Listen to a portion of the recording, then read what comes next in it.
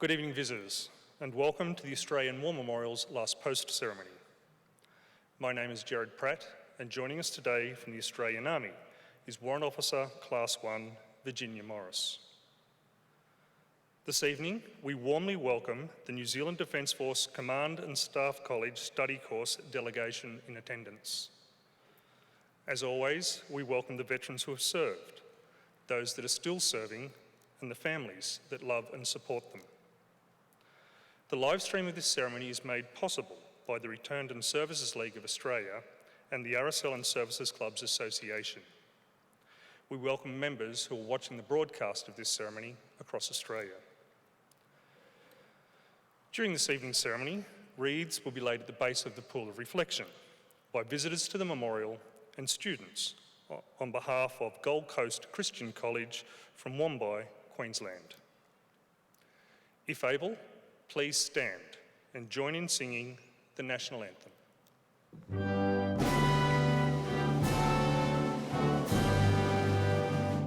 Australians, oh let us rejoice, for we are one and free. We've golden soil and wealth for toil, our home is got by sea. Our land abounds in nature's gifts of beauty, rich and rare. In history's page, let every stage advance Australia fair. In joyful strains, then let us sing, advance Australia fair.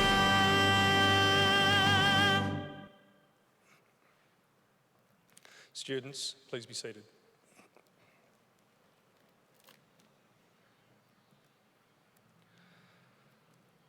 The Australian War Memorial was the vision of Charles Bean, Australia's First World War official historian. Bean landed with the Australian troops on Gallipoli and stayed with them at the front through until the end of the war. The idea of this national memorial and museum came to him at Pozières, France, in the depths of the bloody fighting of 1916. Bean's idea was that this would be a place where families and friends could mourn loved ones buried in faraway places. It would also be a place that could help all Australians understand what these men and women had endured and what they had done for us. Bean's vision, to which we remain true, is best expressed as inscribed in the entrance to the memorial's galleries. Here is their spirit, in the heart of the land they loved, and here we guard the record which they themselves made.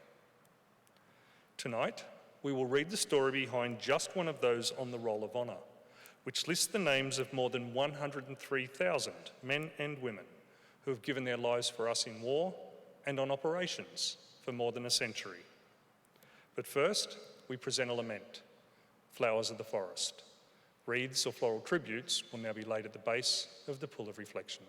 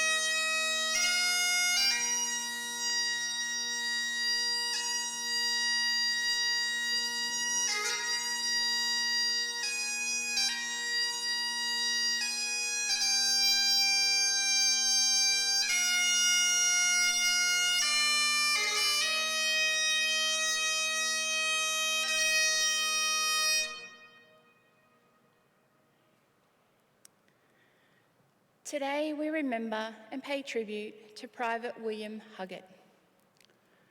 William Huggett was born on the 1st of November 1894 to Stephen and Rosetta Huggett of Braidwood, a small town in southern tablelands of New South Wales. Known as Bill, he attended the local public school in Braidwood, where his family remained throughout his childhood and teenage years. Before the outbreak of First World War, William was working in quarries in southeastern New South Wales.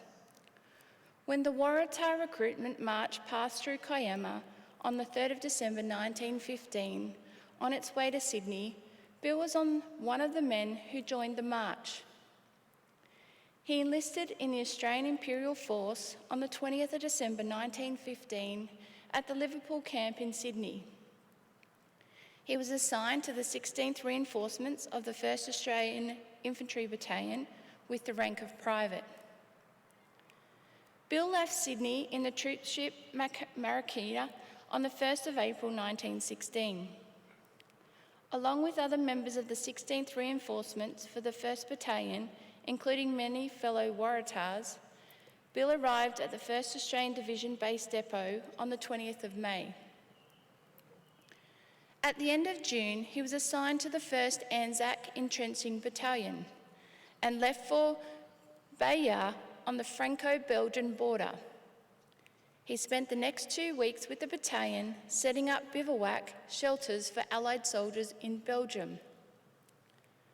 On the 11th of July, Bill was one of 37 soldiers dispatched from the entrenching battalion as reinforcements for the 1st Australian Infantry Battalion in France.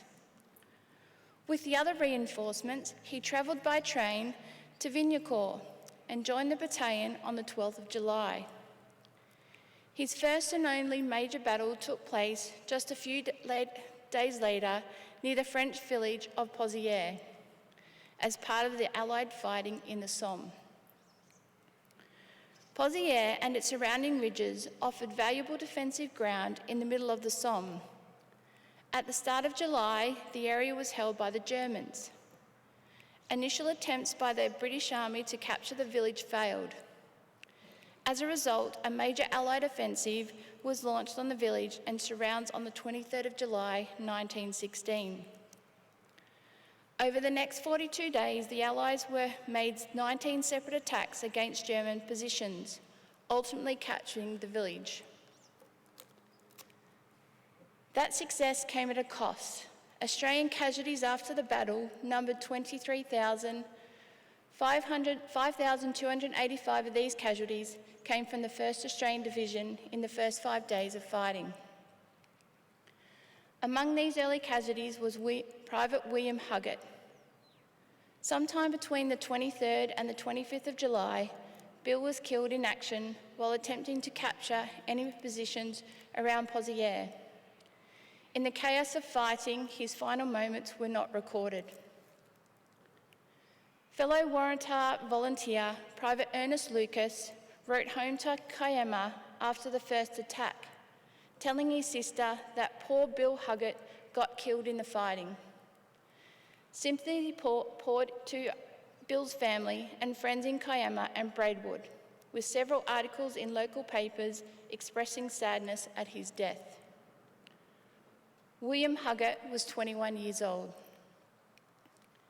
His body was buried in the vicinity of Pozières following the fighting, but his grave was lost and the body never recovered.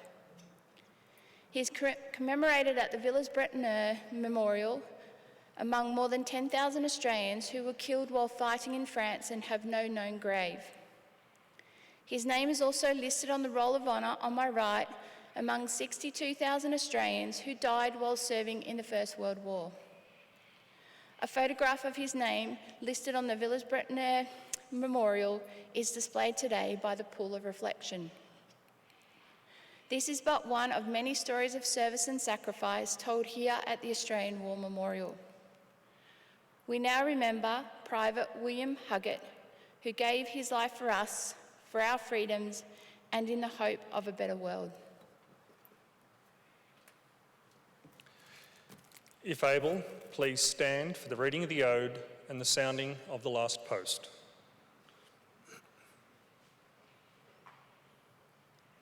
They shall grow not old as we that are left grow old.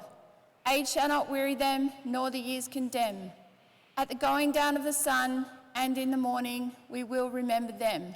We will remember them.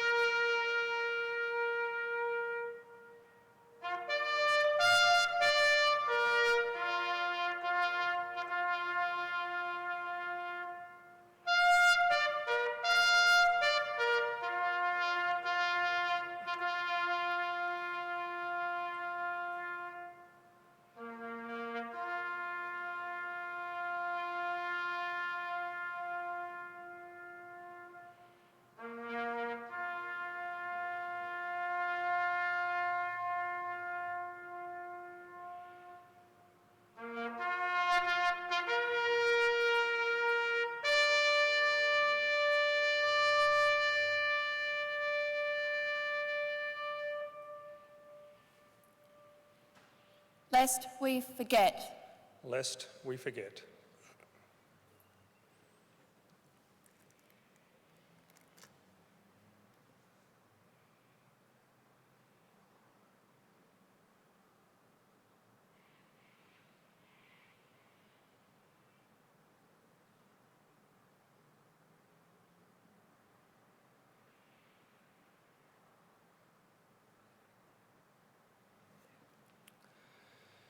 We leave you this evening with the words of the memorial's founder, Charles Bean.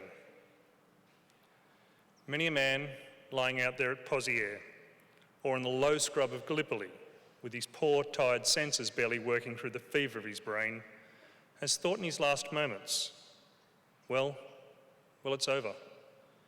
But in Australia, they will be proud of this. Ladies and gentlemen, girls and boys, that concludes the last post ceremony. On behalf of the Director, staff and volunteers, thank you for visiting the Australian War Memorial today and for your continued support during the Memorial's development project. We wish you all a very pleasant evening. Thank you.